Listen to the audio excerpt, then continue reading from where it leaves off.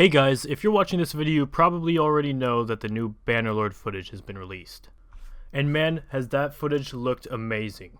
We have amazing shaders and textures compared to the old game at least. Amazing new troop control, the new map overview looks really good. And there's just countless other things you can talk about. But the one thing I really am into and would like to talk about is the new map.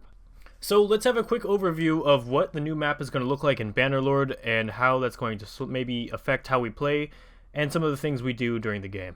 First, let's go over the demographics of the map. A very large faction called Valandia controls the western areas of the map. It has very close ties to the Empire of Calridia and are related to modern-day Swadians and Rhodoks. In Warband, which is technically the later game, by about 200 years, we see that it is not Valandia anymore, it is rather Swadia and Rhodok, so we can probably say that there has been a civil war fought between the two cultures in the creation of these two new kingdoms. In the north we have the Nord culture, which controls the entire northern region of the map, as expected. Also similar to Valandia, it has the ancestors of both kingdoms of Nords and Viegers, so we can also say that a civil war must have been fought to create the two kingdoms in Mount & Blade Warband. The Sasarai control the southern desert areas and are ancestors of the Saranid.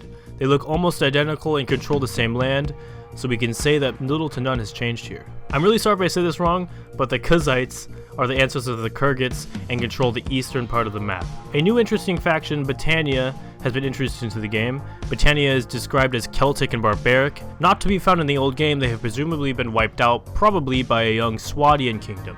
They control a large central part of the map, forested and mountainous.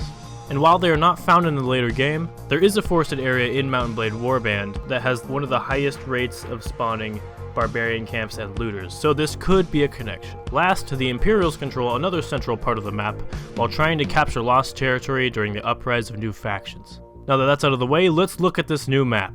It is 3 times larger than Warband, stretching farther in virtually every direction. And to say the least, it is beautiful. The shaders and textures make the trees, mountains, and water come to life, unlike the old game. On this map we see lots more forests and mountains than we did in the old map, but still they're in the same areas.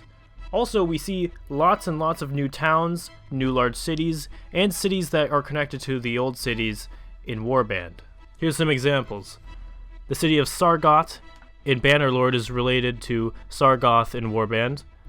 Vardeg, Vericheg, Sunor, Suno, Darathma, Dehurim, Provind, Provin, and more.